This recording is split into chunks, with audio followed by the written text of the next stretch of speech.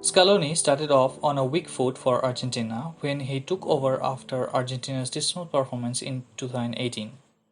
He had an aging squad and was tasked to reform the Argentine national side. He was promoted from being an assistant and gave few good performances and secured a third finish at the 2019 Copa America. The board kept faith on him and extended his contract. He now have delivered and won the Copa 2021, helping Argentina break their national trophy drought and helped Lionel Messi to finally add the much coveted international medal into his trophy cabinet.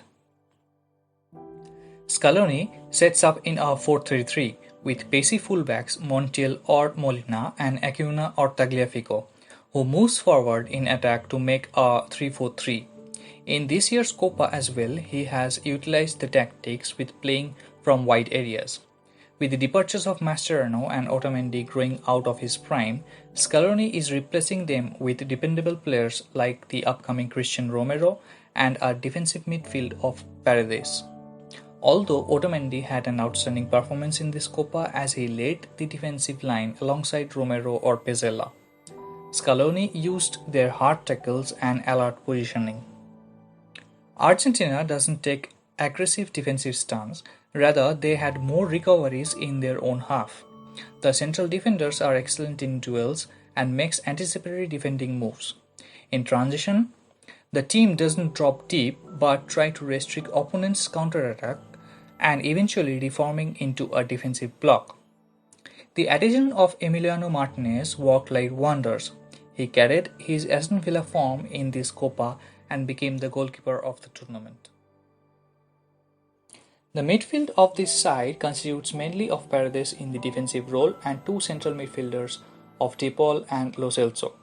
Paredes had a good tournament and his role assists in making the Argentine defense stronger and compact. Scaloni uses him in front of the two central backs to create a three-man line in the attacking transitions, where the full-backs pushes up and stretches the attack wide in the attacking third.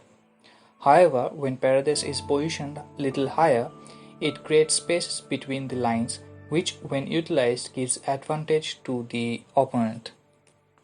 Mostly, Messi is given the free role where he roams in and out in the right central forward area. Messi starts on the right in attack but in game drops down to the right central area, which pulls opponents out of position, creating space both in the forward and in the central area, and the central midfielder De Paul utilizes the spaces. This helps in stretching the defense and the third man runs in the spaces where Messi finds more options to deliver his balls.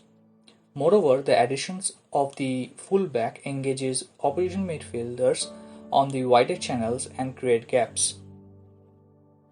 The forward line was made of Messi and Nico Gonzalez on the sides and Lautaro as the target man up front. Introductions of fast and agile forwards gave Argentina advantage over their opponents. The burst of pace on the sides regularly tested defenders, adding to it the quality of the players like De Paul on the right. Utilizing Messi's decoy role and clinical forwards to utilize his chance-creating actions made up the transformation that Scaloni envisioned. Argentina has moved on from their heavy central play to more spread, and the Copa is a prime example of that transformation. Scaloni also utilized the experience and maturity of the likes of Di Maria, as he was efficiently used on both widths of the forward line. In the attacking transitions, Argentina changed to a 4-4-2 with a forward dropping to the midfield and Messi and a striker making the front two. This makes a two-man central defensive midfield line and increases the player availability to cut the passing options of the opponents. The attacking ability of Lo Celso and De Paul in quick transitions, once the ball is won, can be utilized. Or else, if the options are not found, Argentina keeps the position and slows down the game to create other penetrative options. In the final against Brazil, the team played mainly in a 4-4-2 shape and restricted the opponent with a disciplined defensive work.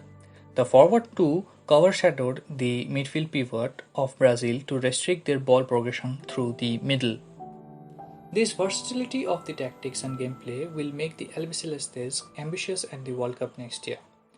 The addition of Dybala and Icardi could make this lineup more threatening in attack, but will solely be dependent on their form in the upcoming club season.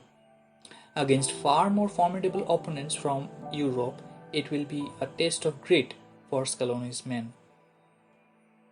If you like the video, please give a thumbs up, share with your friends, and a gracious subscribe will really motivate us. Thank you for watching.